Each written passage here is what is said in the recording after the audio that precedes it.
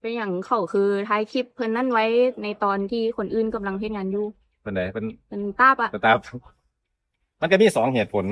มันมีสองเหตุผลเหตุผลแรกเนี่ยคือเจ้าหน้าที่ที่เขาไทยเขาเป็นเจ้าหน้าที่บันทึกข้อมูลเขาจะอยู่ประจำที่อยู่แล้วในการเรคคอร์ดข้อมูลบันทึกข้อมูลคนขึ้นคนลงทำแล้วก็คนเฮ็ดงานคนเฮ็ดเวียกนะซึ่งเขาก็จะต้องมอนิเตอร์วงจรปิดและภาพรวมทั้งหมดอยู่แล้วแต่เหตุผลที่สองโดยนิสัยเพิ่นนี่แล้วมันมักไปนอนเบียดนอนเฟี้ยเมียเขาซึ่งน้องๆแอดมินเนี่ยเขาเป็นผู้หญิงแล้วก็เขาก็หน้าตาดีไงก็หน้าตาดีก็สิว่าจังได๋ล่ะบางเทื่อก็บ่ฮู้ว่าเฮ็ดด้วยคิดว่าเป็นกันเองหรือเปล่าแต่ว่าหลักๆแล้วเมียเขาบ่โอเคไหมเมียเขาบ่โอเคแล้วไปนั่งเบียดนอนเบียดเมียเขาบ่ให้เกียรติเขาอะล่ะนั่นล่ะมันก็เลยเป็นเหตุผลหนึงที่เขาจะต้องถ่ายคลิปไว้เพื่อหยังให้พวกเขาเบิ่งเป็นสักขีพยานว่าบางทีมันมาเบียดเมียกูเด้อสินะนี่แหละเหตุผลหลักๆเลยที่คลิปเขาต้องถ่ายออกมาบ่ได้เป็นเจตนาการแกล้งหยังดอกมันเป็นโดยอนุสัยคนไทยเอิ้นว่าอนุสัยเป็นคำที่สุภาพนะครับแต่แปลคำว่าอนุสัยเนี่ยหมายถึงสันดานนี่ละ แอดมินว่ามันต้องมีอีหยังสักอย่างเนาะที่แอดมินคิดไว้อยู่ในใจเนาะแอดมินก็สิเว้าให้ฟังเลยพี่น้องกรณีที่1เนาะย้อนนิสัยของผู้เกี่ยวเองกรณีที่2เนาะอาจสิมีผู้บงการอยู่เบื้องหลังให้เฮ็ดแบบนี้เฮ็ดเพื่อหยังอันนี้คือความคิดส่วนตัวของแอดมินเนาะมันสิมีเป็นขบวนการอยู่แล้วแหละเนาะไผๆก็ฮู้เนาะว่าขบวนการหนึ่งที่พยายามเฮ็ดให้ลาวกับไทยนี่บ่ถูกต้องกันเพราะว่ามันเสียผลประโยชน์ทางการเมืองเนาะเขาอยากพยายามให้ถูกกับเวียดนามหลายที่สุดบ่อยากให้ถูกกับไทยพี่น้องลาวไทยนี่เฮ็ดให้พยายามเฮ็ดให้ประชาชนทั้งสองฝ่ายนี่เข้าใจผิดกันประเด็นที่น่าสงสัยเนาะข้อที่1เลยนี่กันบ่อยากให้กู้ภัยคนอื่นขึ้นมาซอยคือกักไว้นะกันไว้ประเด็นที่2มีเรื่องกับกู้ภัยไทยแล้วก็สิเอาตำรวจไปจับเขาเนาะนี่แหละคือน่าสงสัยที่สุดเลยว่ามันมีกระบวนการที่หาเรื่องเพื่อยังให้คนไทยนี่สั่งคนลาวว่าไปซอยแนวๆนี้เนาะถ้าแม่นว่ามันดังขึ้นมาทางโซเชียลแล้วพี่น้องคนไทยก็สิสร้างคนลาวแล้วบัดนี้นี่แหละสิ่งที่พวกเขาเฮ็ดน่าสงสัยที่สุดเนาะหลายคนก็ว่าอุ๊ยแอนนี่นี่สร้างความแตกแยกสร้างความเกลียดชังเนาะสู้ไปเบิ่งเนาะ1เลยคำสอนในประวัติศาสตร์เนาะความเกลียดชังให้ประเทศไทย200กว่าปีที่แล้วว่าบ่ดีนั่นนั่นนี่ปลูกฝังทางด้านประวัติศาสตร์ตั้งหลายร้อยปี100-200ปีที่แล้วก็ยังเอาขึ้นมาเว้าสร้างความเครียดแค้นฝังอกฝังใจเนาะทั้งที่ว่าประวัติศาสตร์แบบแนวนี้นี่บ่ว่าสิเป็นประเทศใดทั่วโลกนี่เขาก็มีเป็นบทเรียนมันมีเขียดคมให้กันเลยเนาะมีอีกย้อนหลังไปอีกหลายร้อยปีวุ่นวายไปเบิดถ้าคิดคือคนลาวที่เขียนในประวัติศาสตร์แบบซุมื้อนี้ทำห้องว่าอยู่กันบ่ได้เลยในโลกใบนี้เนาะคือเรื่องนั้นก็คือมันเป็นทฤษฎีสมคบคิดก็ว่าได้พี่น้องเพราะว่าหยังเพราะว่าแอดมินสงสัยมาโดนแล้วเนาะทุกเรื่องก็แล้วแต่มันสิมีเพจเนาะของปัญหาลาวไทยที่มีประเด็นอิหยังมันสิปลุกปั่นเขียนปลุกปั่นไทยแนวนั้นแนวนี้เนาะยกตัวอย่างก็คือมนุษย์ถ้ำใส่แว่นตานะอันนั้นแหละตัวดีเลยเนาะแล้วก็2มาเพจนึงที่มันถูกลบไปแล้วคนไทยเขาไปรีพอร์ตจนลบหายไปหรือมันลบเองก็บ่ฮู้เนาะคือผู้กูจอมเหล็กนั่นแหละมันหายไปแล้วตอนนี้มันสิเป็นทฤษฎีสมคบคิดหรือบ่หรืออาจจะเป็นเรื่องจริงก็บ่ฮู้เนาะไทยแนวนั้นแนวนี้มันสิเขียนข่าวหลายคนอาจสิเห็นเนาะเพจพวกนี้คือเอิ้นว่าเป็นเพจ IO นั่นแหละแอดมินสงสัยเลยว่าแล้วก็เท่านี้เนาะเท่านี้เฮ็ดแสดงพฤติกรรมแบบนี้เนาะหรือว่ายังไงคนไทยกู้ภัยไทยนี่แชร์บ่ยังไงแสดงพฤติกรรมว่าโอ้คนลาวมันเป็นแบบนี้เนาะ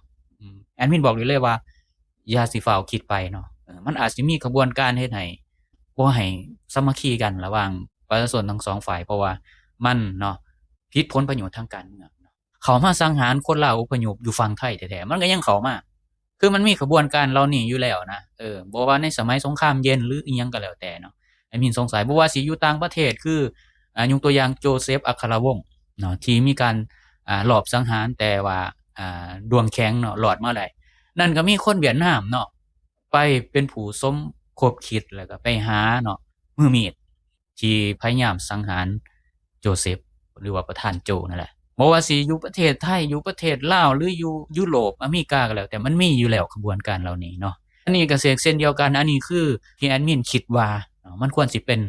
คิดว่ามันอาจสิเป็นแบบนั้นเพราะว่าแอดมินเห็นที่ผ่านมาบ่ว่าสิเป็นการแบบ โกฎต่างๆระหว่าง IO กับคนไทยเนาะก็คือคนที่รู้ดีก็คือคุณกะเพรานะลองไปถามเราเบิ่งเราได้สัมผัสกับคนพวกนี้หลายเนาะว่ามันมีกระบวนการพวกนี้ที่จะพยายามเนาะเฮ็ดให้เนาะคนไทยนี่ซังพี่น้องคนลาวแล้วก็เฮ็ดแสดงนิสัยแย่ๆแบบนี้บ่ซังเท่าตามนี่มาหรือบ่ก็บ่ฮู้เนาะอันนี้คือแอดมินเนาะ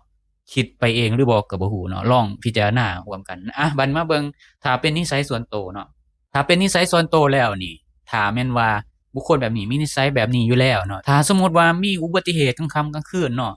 มีคนเอิ้นไปรับคนไปโรงหมอหรืออิหยังก็แล้วแต่อันตรายเด้พี่น้องสมมุติว่าผู้หญิงคนหนึ่งรถล้มเนาะหรืออิหยังอยู่หม้องเปลี่ยวๆนี่เนาะโอ้มันถ้าเป็นนิสัยแบบนี้แท้นะเพราะฉะนั้นแล้วทางสังกัดก็ต้องพิจารณาแล้วว่าบุคคลคนนี้ถ้าเป็นนิสัยแบบนี้เนาะบ่ต้องเอาไว้แล้วพี่น้องบ่ว่าสิเรื่องหยังก็อย่าเรื่อง QR code ที่เอาไปแปะอิหยังก็แล้วแต่เนาะแอดมินก็ยังท่าอยู่ว่าเขามีไผอยู่เบื้องหลังหรือบ่เนาะถ้ามีผู้อยู่เบื้องหลังเนาะมาเว้าเรื่องนิสัยส่วนตัวแล้วก็สิ่งที่มันแสดงออกมาแบบนี้มันก็เป็นไปได้หลายอย่างว่าตกลงนี่เฮ็ดแบบนี้เพื่อหยังหรือว่า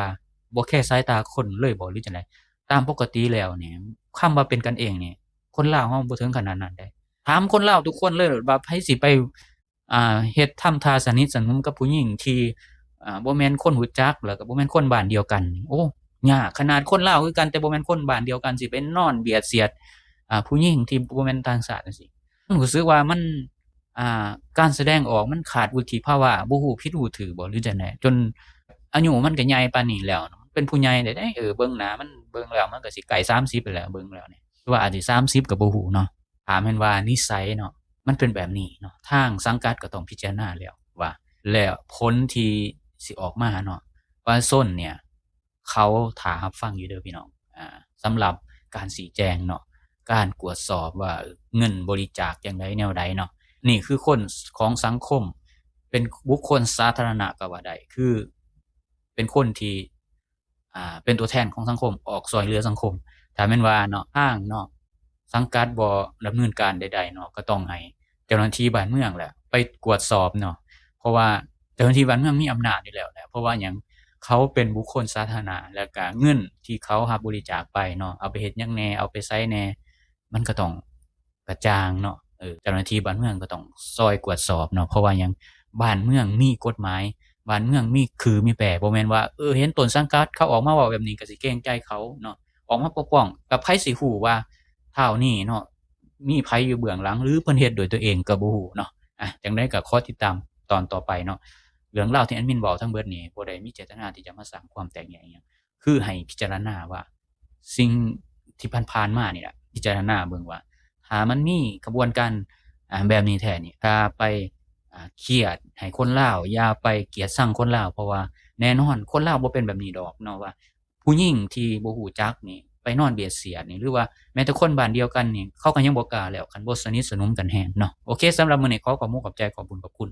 สำหรับ FC ทุกท่านที่ให้เกียรติเข้ามาติดตามรับฟังรับชมหรือกดไลค์กด Subscribe เพื่อสิบ่พลาดคลิปต่อไป EP ต่อไปสำหรับวันนี้ขอกล่าวคำว่าสวัสดีครับสวัสด